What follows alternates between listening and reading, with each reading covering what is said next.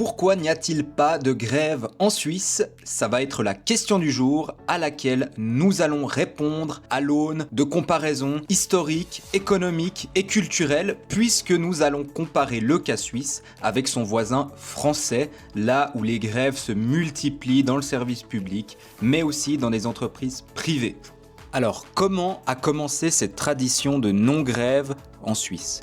Pour mieux le comprendre, il va falloir remonter un petit peu le temps, jusqu'à la première moitié du XXe siècle, en 1937, lorsqu'est signée la paix du travail. Qu'est-ce que c'est? Alors la paix du travail, ce sont des accords qui sont signés non pas par l'État mais par les partenaires sociaux, syndicats et patronats qui se mettent à la table de négociation et qui discutent directement de conditions de travail. Les syndicats veulent des salaires plus hauts, de meilleures conditions de travail et les patronats veulent des garanties.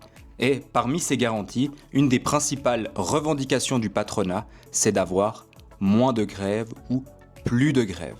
Et oui, en 1937, c'est une période économique difficile, puisqu'on fait suite au krach boursier de 1929 aux États-Unis qui fait encore des ravages en Europe. Donc les partenaires sociaux, syndicats et patronats vont signer ensemble ce que l'on appelle encore aujourd'hui des conventions collectives de travail. Cela va être des contrats qui sont signés directement entre ces partenaires sociaux et qui offrent aux salariés des garanties minimum de conditions de travail, dont les salaires, mais qui, en contrepartie, garantissent au patronat qu'il n'y aura pas de grève, avec d'autres contreparties également qui sont données des deux côtés.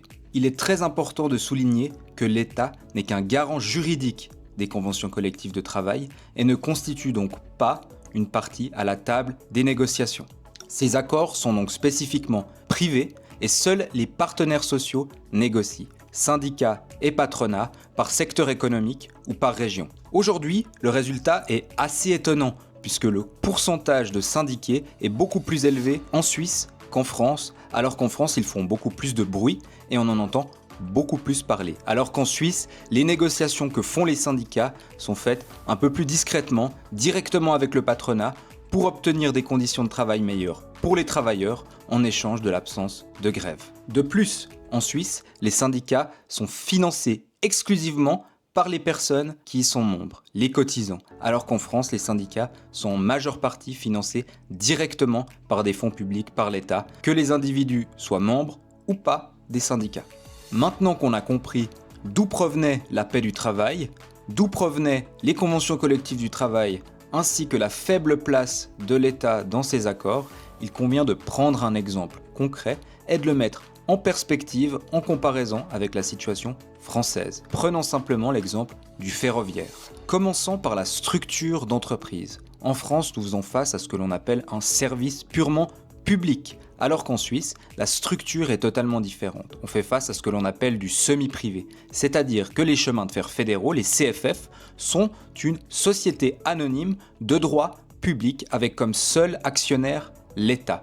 L'État ne donne qu'un cap, une direction générale, et le conseil d'administration, la direction opérationnelle des CFF, est autonome dans la gestion. Les conditions de travail ne sont pas fixées par le public, par l'État, mais dans des conventions collectives de travail entre le syndicat et le patronat qui s'occupe du secteur ferroviaire. L'État n'y participe pas du tout. Enfin, en Suisse en général, il n'y a plus, depuis plus de 20 ans, de statut de fonctionnaire, c'est-à-dire que le licenciement est possible, d'autant plus que les CFF sont juridiquement considérés comme une société anonyme, donc il n'y a plus de besoin de conserver les gens s'ils ne sont plus utiles ou s'ils ne travaillent plus, alors qu'en France, le statut de fonctionnaire qui est propre au service public, dont celui qui garantit le travail de fonctionnaire à la SNCF, fait qu'il n'est pas possible de licencier et donc ça induit énormément de coûts en ressources humaines et beaucoup de tentatives de grève, d'augmentation de salaire annuelle qui font vraiment beaucoup de mal à la France. Puisque la majorité des Français sont comme pris en otage par des syndicats qui instrumentalisent la question salariale alors que le service public français est déjà bien mieux rémunéré que la majorité des personnes qui travaillent dans le secteur privé, que le départ à la retraite se fait bien plus tôt que les personnes qui travaillent dans le secteur privé et qu'il y a bien d'autres avantages que le secteur privé ne bénéficie pas rien qu'en termes de cotisation salariale. Après avoir expliqué dans une perspective historique et comparative la raison pour laquelle il n'y a pas ou peu de grèves en Suisse, il convient peut-être de faire une conclusion de culture politique ou de culture économique. Premièrement, la grève n'est pas dans la culture suisse, puisque la légitimité s'obtient davantage dans les urnes, avec des votations populaires, des référendums et des initiatives populaires, ce qui n'existe pas en France. Donc il n'y a pas de légitimité démocratique ou populaire qui montrerait en fait que les individus ne sont pas d'accord avec ce système de grève et cette instrumentalisation par les syndicats de services publics des questions salariales, notamment dans le domaine du ferroviaire comme nous l'avons vu. En plus, le service public n'a pas d'avantage en Suisse, ni dans les départs à la retraite, ni dans les cotisations, ni dans les statuts de fonctionnaires, comme je l'ai expliqué avant.